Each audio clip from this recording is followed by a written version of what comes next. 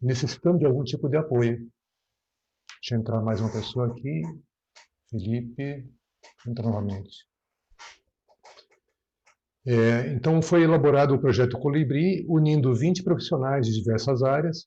Nós temos desde profissionais como fotografia, com filosofia, professores de yoga, né, psicologia, todos unidos com a mesma intenção, que é de proporcionar o bem-estar para alguém. Vamos lá, novamente, obrigado por estarem aqui conosco. Então, eu estou falando do projeto Colibri, como é que ele nasceu. E o projeto ele trabalha de uma forma totalmente voluntária, né? As pessoas... O que aconteceu aqui?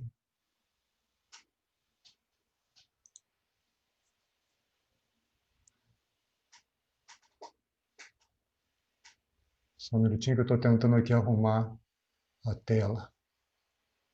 Tá, agora acho que deu. Ok.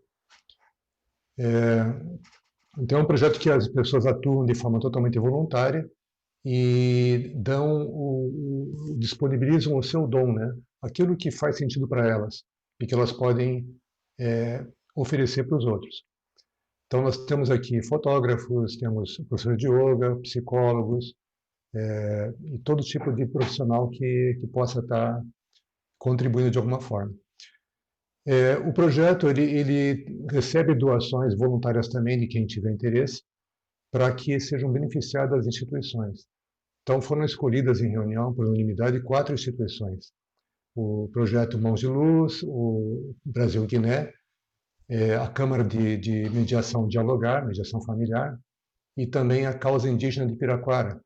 Então, os guaranis também recebem uma parte desse recurso. Os recursos são partidos igualmente para cada um e chegam até lá para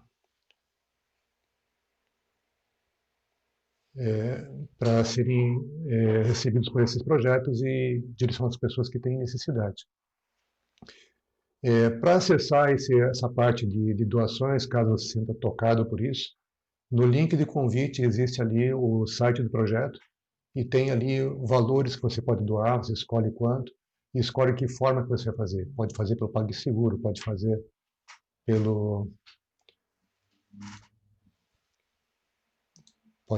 por depósito, por transferências, então tem várias formas de contribuir com o projeto. O chat vai ficar aberto aqui para vocês colocarem qualquer pergunta ou qualquer colocação, e eu vou fazer a exposição aqui do tema e a partir disso a gente vai abrir para conversar com vocês sobre o que tiver dúvida, ok?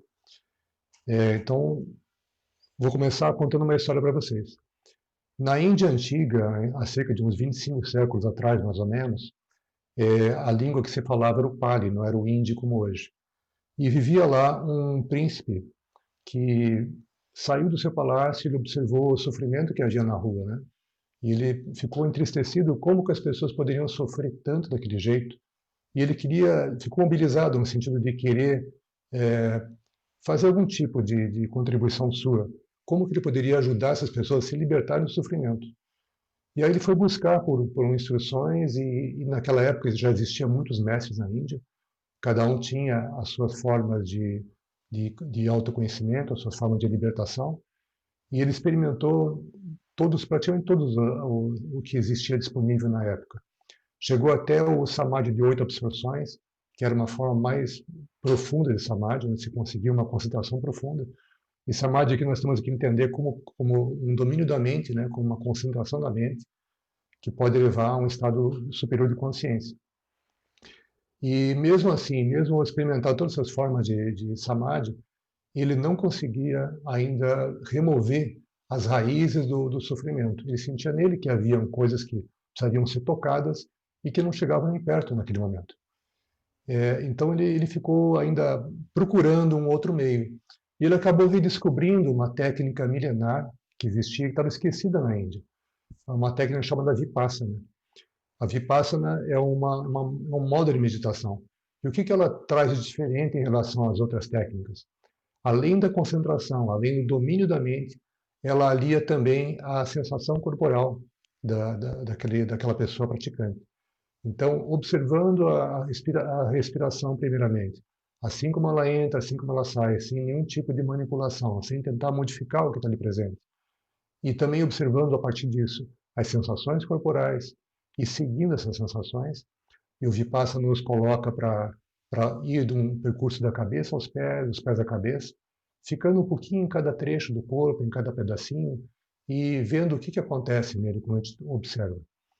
E a partir disso, o Gautama, né, que era o nome do príncipe, que acabou sendo conhecido depois como Buda, ele conseguiu a iluminação. Aos 35 anos de idade, embaixo de uma árvore, totalmente na natureza, ele conseguiu se iluminar. Ou seja, ele ficou liberto de todas as paixões, de todos os sofrimentos, e teve uma compreensão muito maior do todo, né, da existência e tudo mais. E aí, a partir dos 35 até os 80 anos de idade, ele praticou o ensino do Dhamma, que é a lei da natureza. Da mesma forma como ele observou, da mesma forma como ele aprendeu e como ele integrou nisso esse conhecimento, ele passou a transferir para as pessoas, ele passou a ofertar para as pessoas. Então, ele foi capaz de treinar milhares de pessoas de todas as castas, desde realeza até as pessoas mais humildes vinham com ele para aprender o Dhamma, para aprender o Vipassana, que era a técnica que eles queriam se libertar do sofrimento. E o que tem isso a ver com o tema de hoje, que é a autorregulação emocional? Eu acho que tem tudo, né, a ver, porque o que o Vipassana descobriu naquela época, há milênios atrás, há 26 séculos, 25 séculos mais ou menos, aliás, a técnica mais antiga, o que o Buda descobriu nessa época, tem muito a ver com o que nós praticamos hoje, e hoje é referendado pela neurociência. Então, hoje a gente percebe que a nossa regulação, que é a nossa capacidade de nos adaptar ao ambiente, aos desafios que nos chegam a todo momento, ela depende da nossa observação, depende de nós estarmos inteiros na experiência. E é isso que a gente pratica no consultório. Eu não vou ensinar nenhum dos meus pacientes a meditar, não é esse o propósito, mas eu vou ensiná-los a se auto-observar. E através da senso-percepção, ou seja, a percepção das nossas sensações, é que a gente consegue ajudar o corpo a se libertar das tensões, das angústias, do sofrimento, de toda a energia que ficou represada em qualquer evento que nós tivermos contato e que de alguma forma nos deixou mal, nos deixou triste, nos deixou com baixa energia. Então, esse evento que aconteceu nos prendeu de alguma forma por essa questão da energia. A energia ficou presa e essa energia fica representada em alguma parte do corpo. Nós percebemos isso claramente. Quando a gente começa a olhar para dentro, a gente vê que a energia está ali em algum lugar. Ou está no peito, ou está no estômago, ou está nas costas, né? Ou está nos membros. Em algum lugar a energia está presa. E a gente passa a observar isso. E aí ver como as coisas funcionam, sempre com a respiração. Nós viemos de uma evolução que começou lá atrás, há milhões de anos, né? E o nosso cérebro é uma prova disso. O Paul McKean alguma coisa, não é o nome dele agora. Paul MacLeod, eu acho. Ele, em 1970, ele criou uma divisão didática do cérebro, mostrando que há três camadas, três porções do nosso cérebro que evoluíram ao longo do tempo. Então, a primeira camada, a primeira porção no cérebro mais primitiva, ela recebeu o nome de cérebro reptiliano, porque ela vem daquela época dos répteis. Ela compõe aquela evolução. E ela é composta pelo tronco encefálico, que é bem o centro do cérebro, não é uma parte que se projeta para dentro, e que está ligado à nossa medula espinhal. Então, portanto, ela está ligada a todo o nosso corpo. Do pescoço para baixo, tudo chega ao tronco encefálico. E outra região, outra estrutura que está também ligada ao sistema reptiliano é o cerebelo, que é uma parte atrás da nossa cabeça, logo abaixo do córtex occipital, que é o responsável pela nossa visão, e que essa parte, o cerebelo, é responsável por toda a automatização de processos. Então, quando você aprende a andar de bicicleta, no início você precisa se cuidar para se equilibrar, para não cair, para como é que você vai se mover. Há muita tensão envolvida. À medida que você vai ganhando confiança e o aprendizado se efetiva, o cerebelo automatiza isso. Então você não precisa mais pensar depois para poder se equilibrar. O mesmo acontece com aprender a dirigir. Também no começo nós temos que nos preocupar com as trocas de marcha, com o pisão na embreagem, o acelerador, né, e controlar todas as coisas que vão acontecendo para que a gente não se perca e não cause um acidente. mas também, à medida que o tempo vai passando, a experiência vai acumulando. Então, nosso sistema nervoso, ele aprende o tempo todo.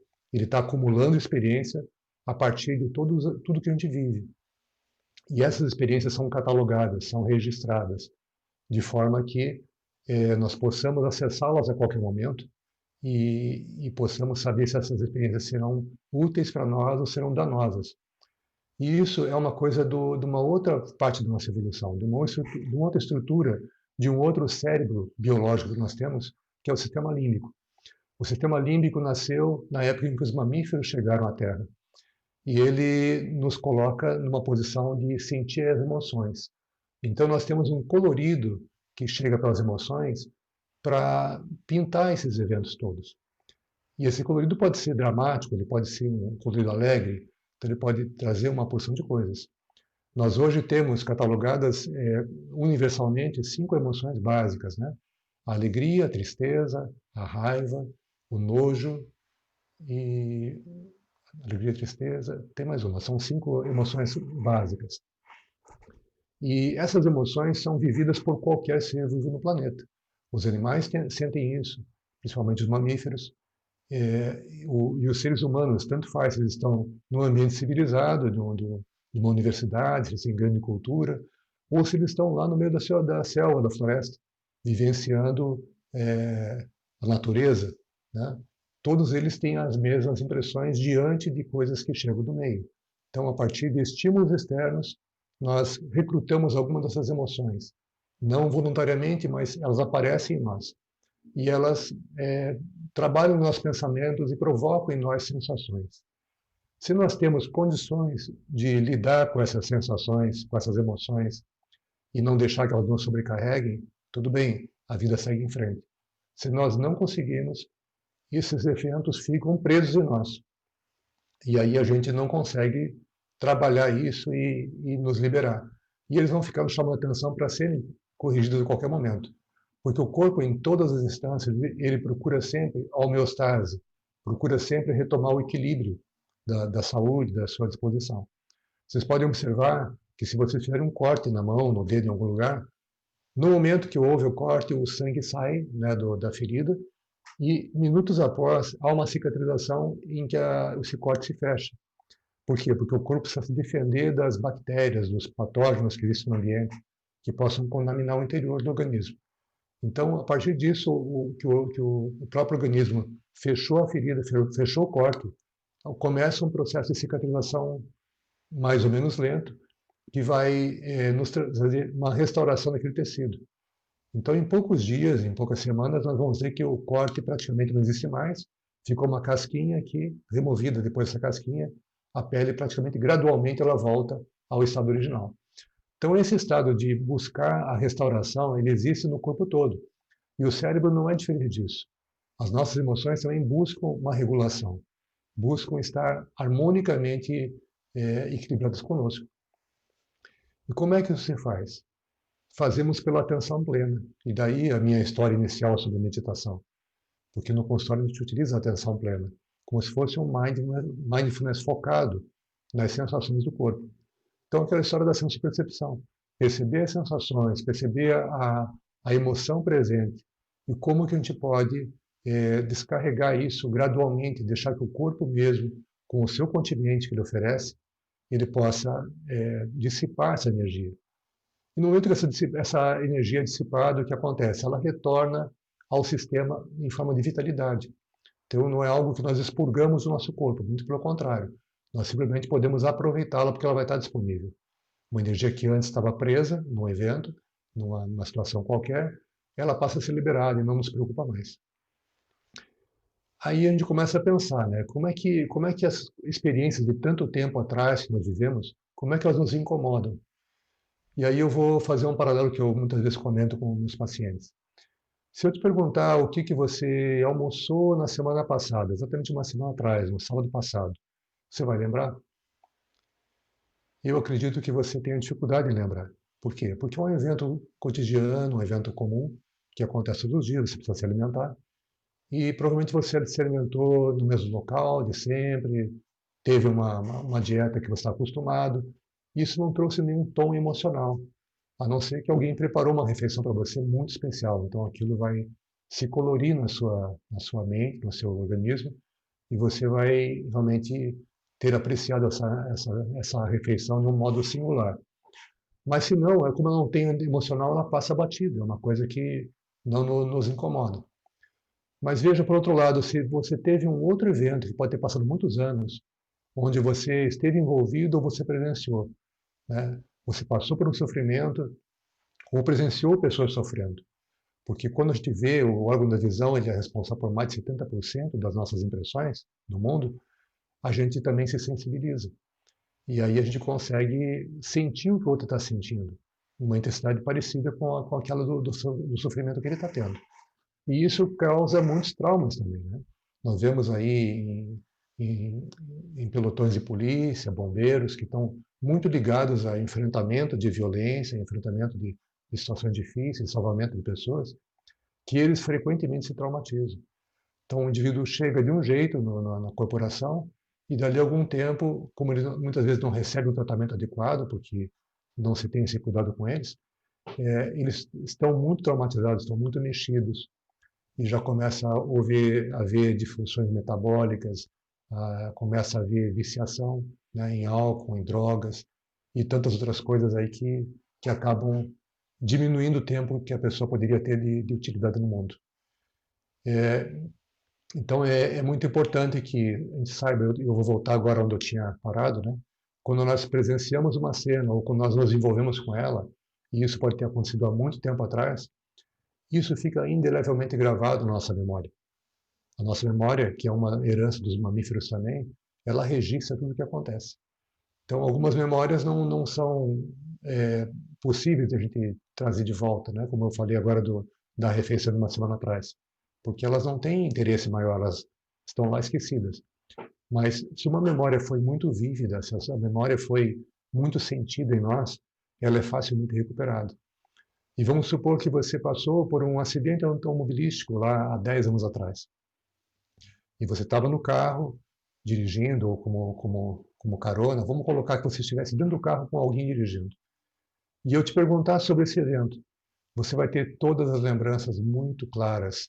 Você vai lembrar isso em que dia foi, em que horário isso aconteceu, qual era a temperatura do dia naquele momento, que roupa você estava vestindo, quais as pessoas que estavam com você no carro te acompanhando, para onde vocês estavam indo, como que as coisas chegaram ao ponto do acidente ocorrer, né? E vai ter mais percepções, né, de cheiros, de odores, de sons que você ouviu.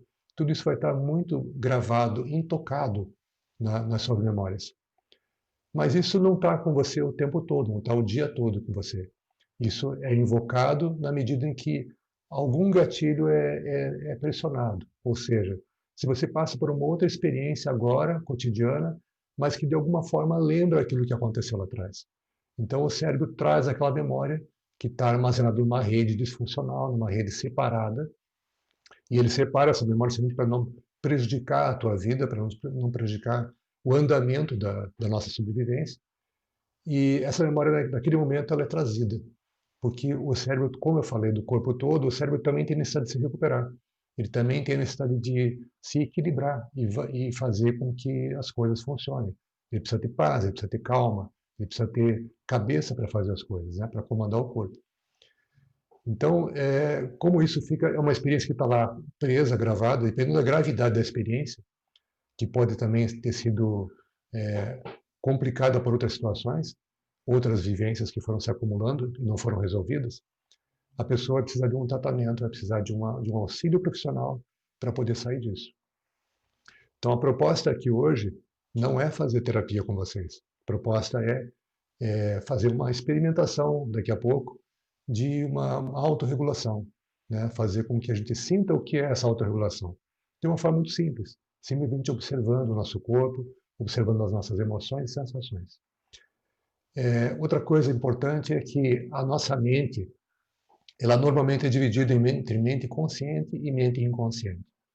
A mente consciente é essa que nós estamos aqui em vigília, observando o ambiente, recebendo impressões do mundo, né?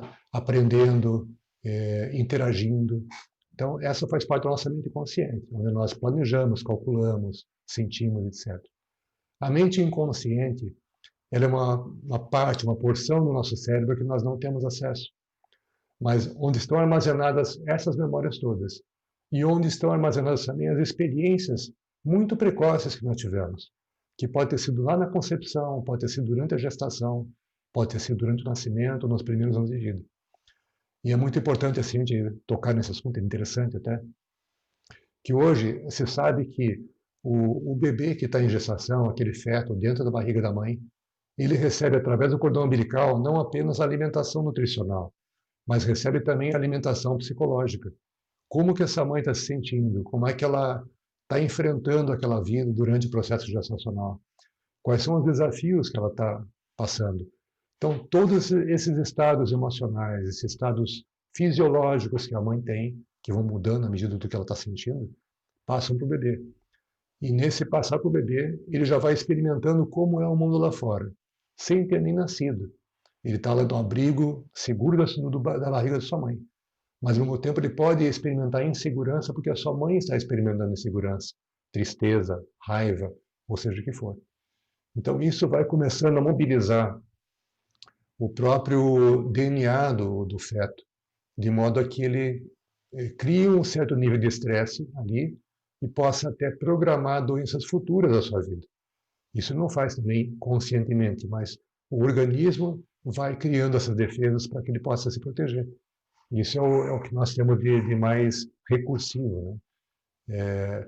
Quando nós recebemos essa herança mamífera, né, no sistema límbico, nós também recebemos a capacidade de nos ligar e nos desligar. O que é nos ligar e desligar? Nós temos um sistema chamado vago ventral, que é muito ligado ao vínculo. Então, o bebê, quando nasce, ele é extremamente dependente. Ele não tem maturidade neurofisiológica para poder lidar com o mundo. Ele é totalmente imaturo nesse aspecto. Ele pode contar no máximo com 30% das suas possibilidades cognitivas.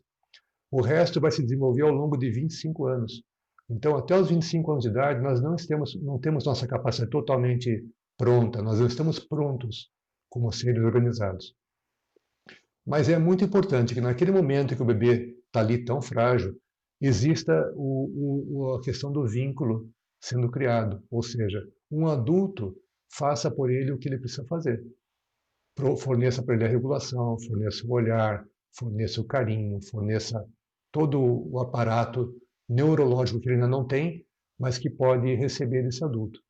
Porque vejam bem, uma criança que está sentindo fome, um bebê que está sentindo fome, está sentindo que está sujo, está sentindo uma cólica ou qualquer desconforto, ou está sentindo sono, tudo isso para ele são tensões muito fortes, são tensões extremas, que ele não consegue lidar.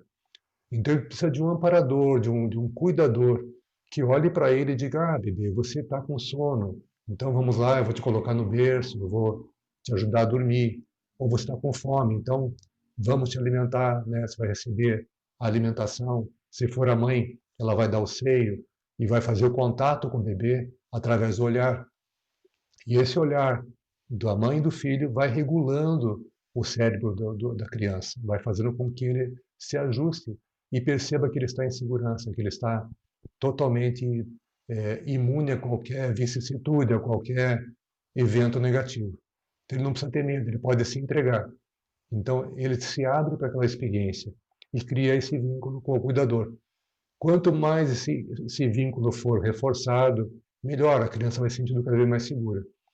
Pode acontecer o contrário? Pode. Existem cuidadores que não olham para as crianças. E tem experiências já do século passado, pouco depois de Freud, né, que foi feita na França. A Françoise Doutor, uma psicanalista que observava muitos bebês.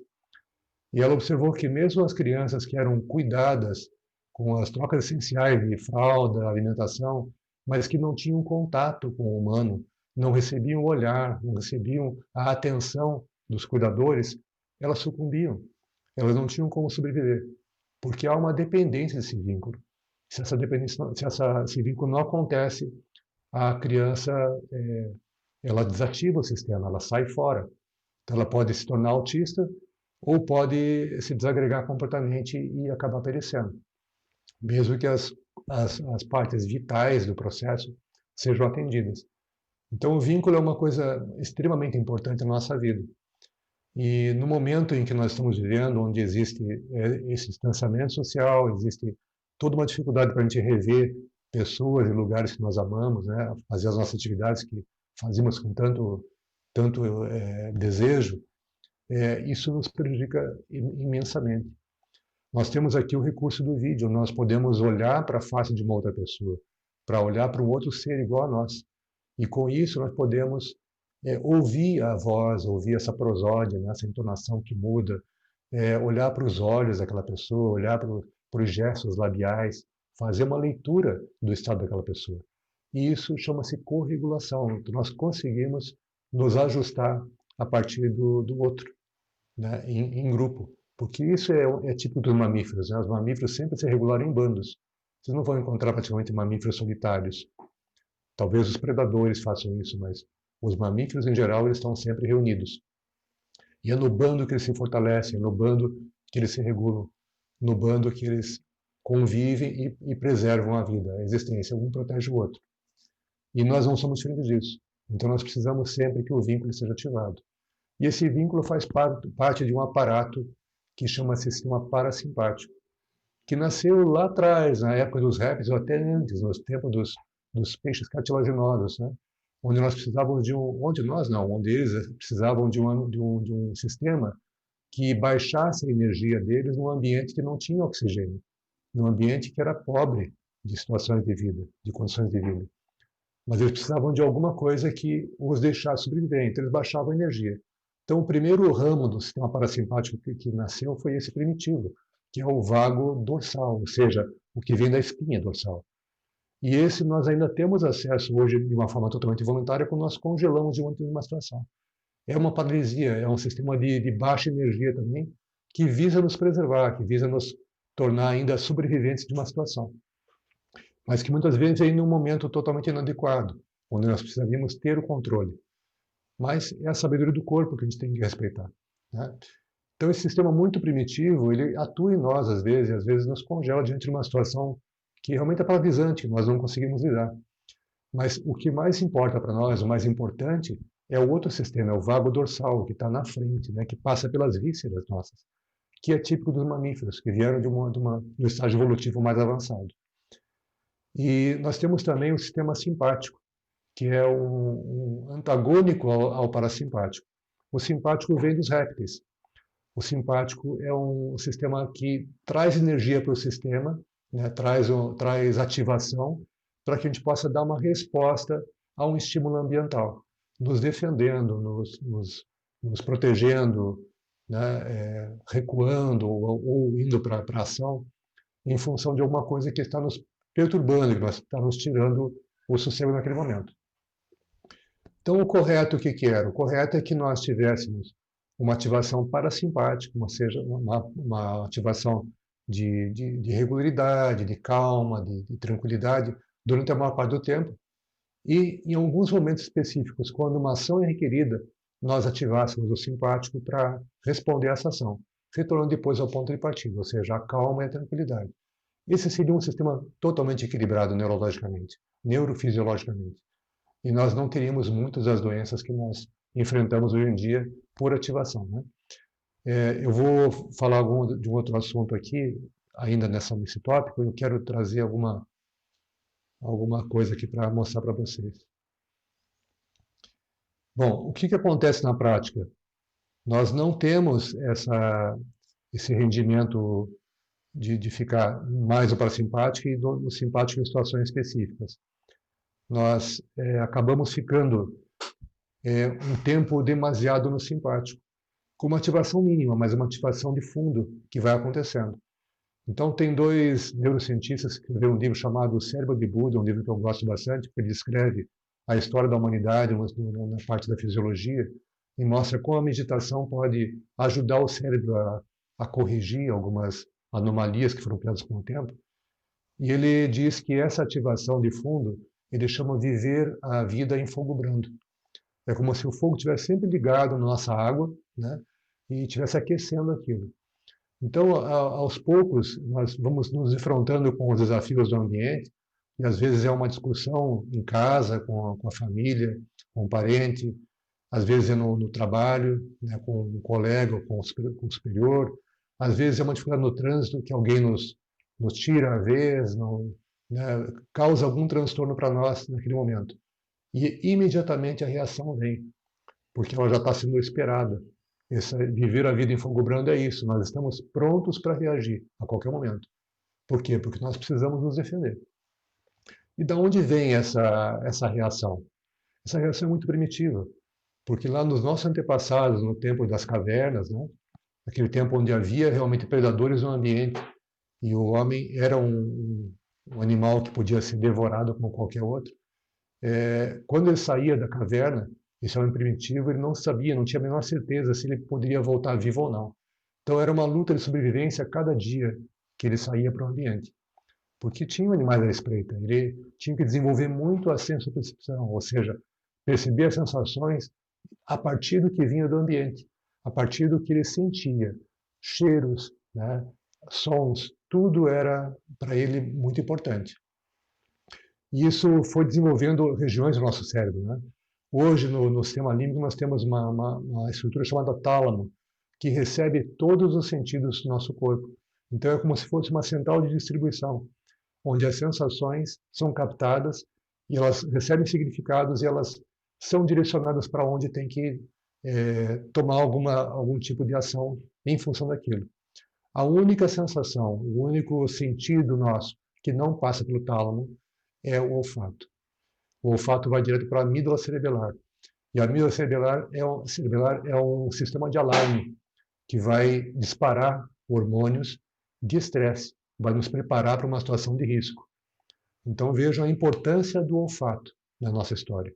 Então, os nossos sentidos de olfato, e ele está ligado muito à gustação, né? Porque muitas vezes, se nós não respiramos bem, a gente não sente o gosto da comida, ou vice-versa. Então, ele está muito ligado a memórias de infância, daquele almoço, daquela comida que a nossa avó fazia, que é uma coisa afetiva, boa, né? Mas também tá ligado a outras sensações desagradáveis. Então, o olfato é a primeira sensação, o primeiro sentido que é interpretado pelo cérebro de uma forma totalmente independente. Passa primeiro pela amígdala. Se não houver risco, aí ele volta para o tálamo. E do tálamo distribui para outras estruturas. Isso é um pouco de neurofisiologia, que ninguém precisa saber, mas é só para explicar como isso acontece em nós. E o homem das cavernas, então, que nós estamos falando, ele tinha esse desafio diário de sobrevivência.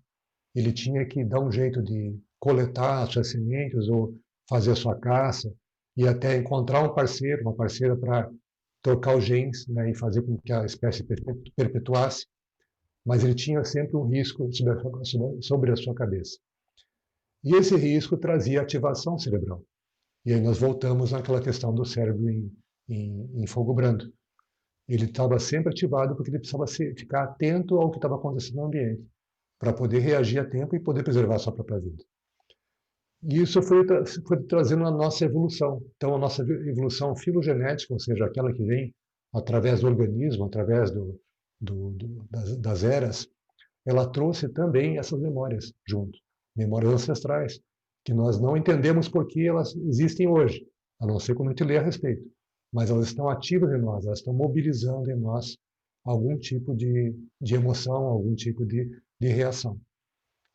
E a autorregulação, ela permite que a gente possa verificar que existe essa ativação residual, essa ativação de base, né? E possamos, aos poucos, contribuir de uma forma cognitiva, de uma forma cortical, né? Com o neocórtex, com a camada mais atual, com a camada mais top da evolução, ou seja, aquela que é dos primatas, que são mamíferos superiores, né? Então, só os macacos e o homem têm essa camada, que é o neocórtex. E ela pode conseguir ajudar as camadas inferiores a se regular. Já que eu estou falando bastante de cérebro, eu quero mostrar para vocês uma maquete que eu tenho aqui. Isso aqui é um cérebro em miniatura que é produzido na Alemanha. E ele tem exatamente o formato e o tamanho de um cérebro natural, né, ao vivo. Então nós temos aqui, vocês estão vendo, todo o hemisfério esquerdo do cérebro. Essa aqui é a frente do cérebro.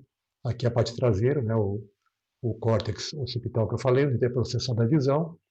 Nós temos, olhando de cima aqui, uma divisão que divide em dois hemisférios, hemisfério direito e hemisfério esquerdo.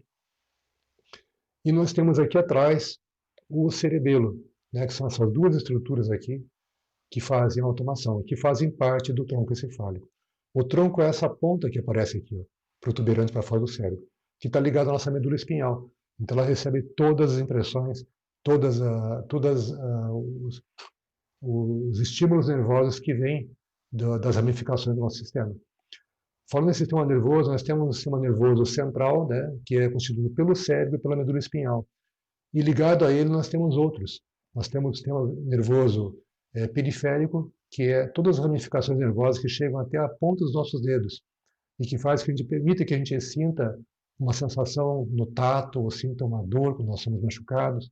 E isso imediatamente percorre todo o caminho neural até chegar no cérebro e nos avisar, olha, aconteceu alguma coisa, eu fui ferido, fui machucado, queimei a mão, né? E aí o cérebro dá uma resposta motora, de retirar a mão daquele ambiente, de se esquivar, de fazer algum tipo de reação. Nós temos também o sistema nervoso entérico, que está nas nossas vísceras. E ele é extremamente importante, porque as nossas emoções são viscerais. Então, através do vago ventral, né, que é aquele sistema parasimpático que eu comentei, elas chegam até o cérebro também, através do 10º par craniano, e fazem com que o cérebro tenha todas as impressões e tenha a decodificação do que está acontecendo no organismo. Então aí vem uma diferenciação entre o que é emoção e o que é sentimento. As pessoas confundem muito. Eu estou me sentindo assim, estou me sentindo assado. Sim, a gente se sente porque a gente está tendo uma emoção. Deixa eu tomar uma água aqui, que minha voz está começando a falhar.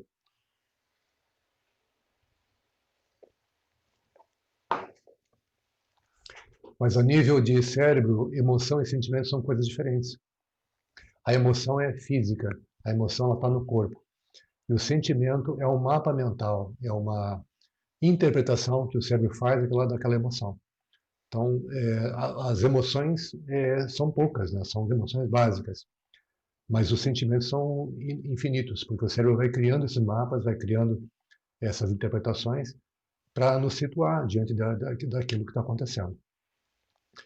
Bom, então voltando lá ao sistema entérico, nós temos o sistema nervoso entérico, e hoje a gente sabe também que o nosso intestino ele é um segundo cérebro do nosso organismo, porque ele produz mais de 90% da serotonina, que é aquele neurohormônio que nos causa um bem-estar. Tudo isso é produzido no nosso intestino, não é no cérebro lá em cima. Mas ele depois é distribuído para o organismo todo pelas vias sanguíneas. E nós temos também o sistema nervoso autônomo, e esse para nós é importante. Por quê? Porque é lá que nós temos os ramos simpático e parasimpático funcionando. Então, segundo o Antônio Damasio, que é um fisiologista português muito famoso, ele disse que no tronco encefálico, ou seja, no sistema reptiliano do cérebro, nós temos a sede do nosso self, a sede da nossa consciência. E é justamente lá que nós temos também a recepção dos sentidos, né, que vão para o tálamo, mas elas passam primeiro pelo tronco, porque elas vêm do corpo. Então, o caminho é chegar no tronco e do tronco passar para as regiões mais nobres ou mais novas do cérebro. E ali são interpretadas, são tratadas conforme o caso. Então, o tronco encefálico está muito ligado a coisas primitivas. Ele é extremamente instintivo. Então, esse tronco é o que é primordial para a nossa sobrevivência. Quando nós estamos aqui conversando e praticando alguma coisa, a gente não se dá conta. Mas o cérebro reptiliano desse tronco, ele está regulando a nossa respiração, ele está regulando o nosso batimento cardíaco, a nossa pressão arterial, a nossa temperatura corporal, tudo que a gente já conseguiu desenvolver no sistema nervoso. Lembra que eu falei da criança que ela tinha lá, quando bebê, 30% da capacidade neurofisiológica dela pronta. Então ela não consegue ainda regular todos esses estados. Lógico que a respiração e o batimento cardíaco, sim, que são vitais. Mas a temperatura leva alguns meses para poder regular. Então ela precisa também do amparo do adulto para acolhê-la, né? Para aquecê-la num dia mais frio, para deixá-la mais à vontade num dia de calor, para se refrescar. Porque tudo isso é uma função do vínculo, que ela precisa do outro para poder se manifestar. Então a criança vai aos poucos se desenvolvendo, vai começar em algum momento a rolar, daqui a pouco ela começa a engatinhar, até que ela se apoia no móvel e começa a ficar em duas pernas. E ela tem uma visão do mundo um pouco mais avantajada, ela consegue ver mais distante. E ela vai reconhecendo o que está no seu ambiente. Ela vai mexendo com os brinquedos, ela vai apalpando, ela vai experimentando. E uma das coisas de experimentação é a boca. Né? Então, a fase oral também tem a ver com isso. Não só a questão de estar vinculado com a mãe no processo de mamar, mas também dessa experimentação que se faz muito pelo olfato e pela gustação. Então, depois disso, lógico, as coisas vão se desenvolvendo, a criança vai passando por idades, por fases, e a regulação vai cada vez aumentando mais. Mas até os 7 anos, pelo menos, é muito importante que ela receba todo o acolhimento e toda a orientação para que ela possa se desenvolver. Também uma fase mais precoce, né? Eu falei que o bebê no útero ele recebe as impressões da mãe gestante.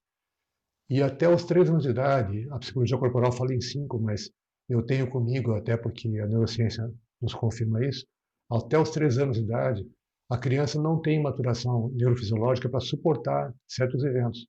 Então, ela é muito mais suscetível a traumas, ela é muito mais suscetível a ter um problema sério de sobrevivência.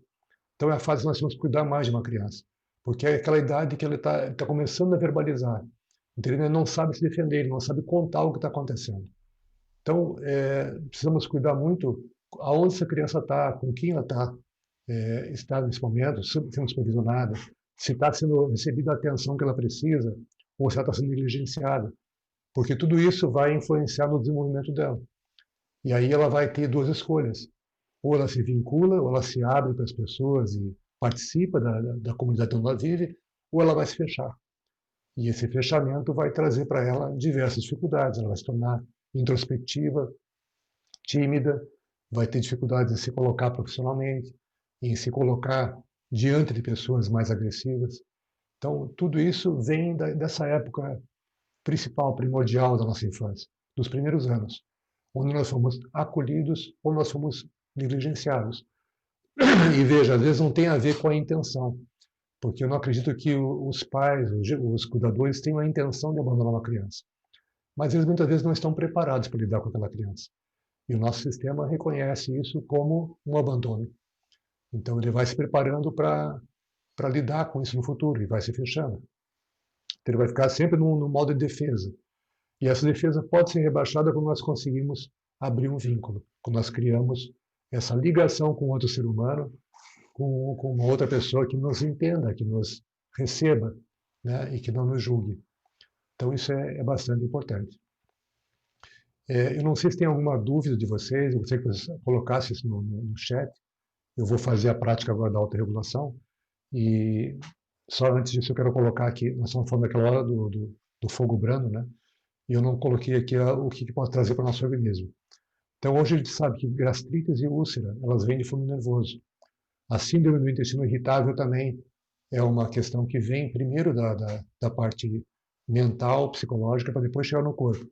A diarreia, a prisão de ventre, a diabetes tipo 2, a síndrome pré-menstrual, disfunção erétil e a diminuição da libido, né, tanto em homens quanto em mulheres, o endurecimento de artérias e infartos, gripes, resfriados frequentes, cicatrização lenta ou a vulnerabilidade a infecções graves. Tudo isso forma o que a gente chama de doenças psicossomáticas, que são que tomam até 70% das internações hospitalares. As pessoas desenvolvem doenças no corpo a partir de um psiquismo que está desregulado, está doente, e que não foi atendido nas suas necessidades de regulação. Então, qual é o correto? Elas se tratarem fisicamente, porque o mal está instalado no corpo, mas também se tratarem psicologicamente. Buscar alguém que tenha técnicas de lidar com o sistema nervoso, de fazer essas sobrecargas serem retiradas, serem drenadas, para que haja a energia da vida disponível para que elas possam tocar o seu dia, né? Tocar a sua vida em si. Então, vamos lá para a prática. E eu queria pedir para vocês agora que se posicionem de uma forma assim, sentada, com os pés no chão, os pés bem apoiados, e sintam como é que esses pés estarem apoiados. Como é que sentiu o suporte desse chão sobre os pés. Perceba se você está seguro, se você está sentindo que que está numa posição bem tranquila para isso. E aí se conecta com a sua respiração. Você pode fechar os olhos agora. Veja como é que está essa respiração. Só faça uma avaliação, mas sem julgar e sem tentar modificar o que está aí. Se a respiração está lenta, ela está lenta. Se ela está rápida e curta, ela está rápida e curta.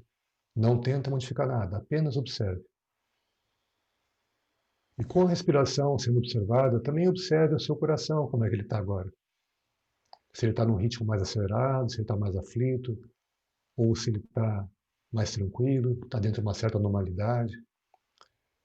E vá olhando para si, vá sentindo o seu corpo, e vá sentindo quais são as sensações e emoção que estão presentes aí. Se você veio a esse evento, esse workshop de autorregulação, provavelmente porque você tem alguma coisa que você quer saber, alguma coisa que está precisando ser mexida. Então veja como isso te afeta no corpo. Aonde que estão as sensações que te trazem algum desconforto. E vamos começar a olhar para essas sensações. Vamos começar a sentir o que elas nos trazem. Porque essas sensações elas podem ficar ali estagnadas, mas quando nós as observamos, nós damos continente a elas, ou seja, nós oferecemos um recurso para que elas se dessensibilizem, para que elas se esvaziem, para que elas nos deixem mais conforto no corpo. E eu vou dar um tempo para que vocês se vejam por dentro, que vocês vão acompanhando isso. Né? Se tiver alguma sensação em algum local, uma tensão muscular, uma coceira, um formigamento, apenas coloque essa tensão ali e deixe que o processo aconteça, deixe que o corpo mesmo providencie o que precisa ser feito. Confie na sabedoria do corpo.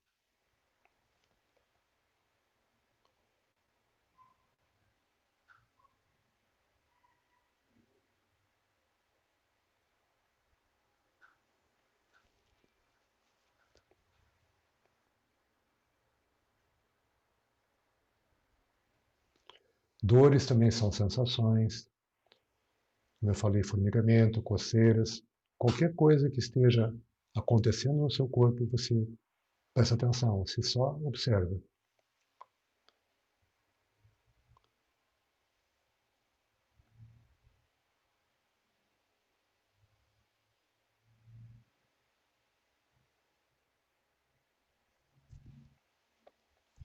E à medida que você vai observando, veja se alguma mudança está acontecendo. Se aquela sensação ela se tornou diferente em intensidade, ou se ela espalhou para um outro local, se ela caminhou no organismo para uma outra região. Às vezes isso acontece. E é importante que você mantenha a atenção e vá acompanhando o processo.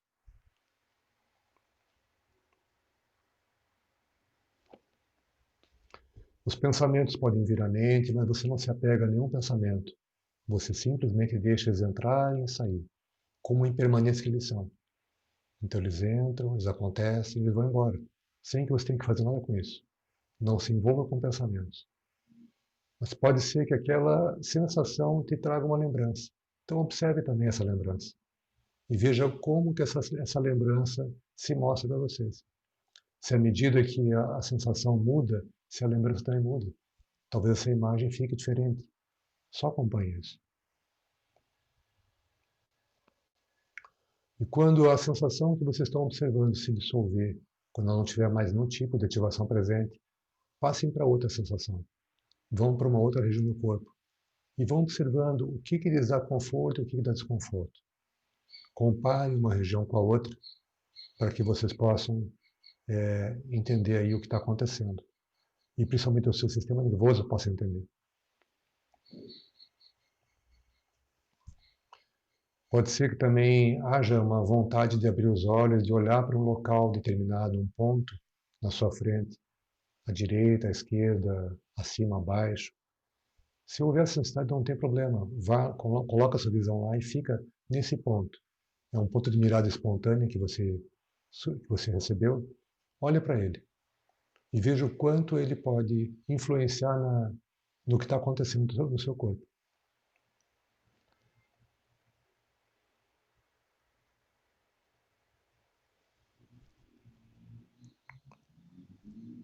Vá observando o que está acontecendo, como é que você está se sentindo agora.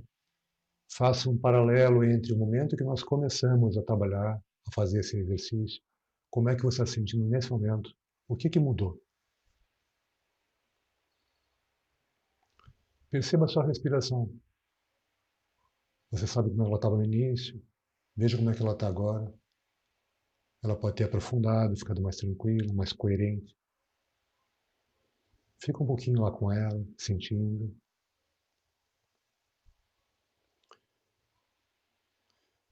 E aos poucos, quando você sentir que você está se sentindo bem, começa a voltar para aqui e para agora. Abre os olhos, vá ouvindo os sons que estão vindo do ambiente externo, vá sentindo a temperatura local, vá sentindo como é que está o seu corpo, como é que está esse apoio em que você está sentado, né? Os teus pés no chão, o teu corpo sobre uma cadeira, sobre um local confortável. Veja como você está se sentindo agora. E eu acredito que você esteja bem melhor do que estava no começo.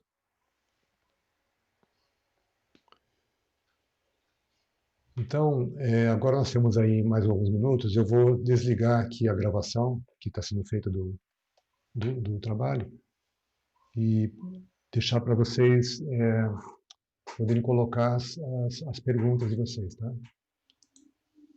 Vamos lá.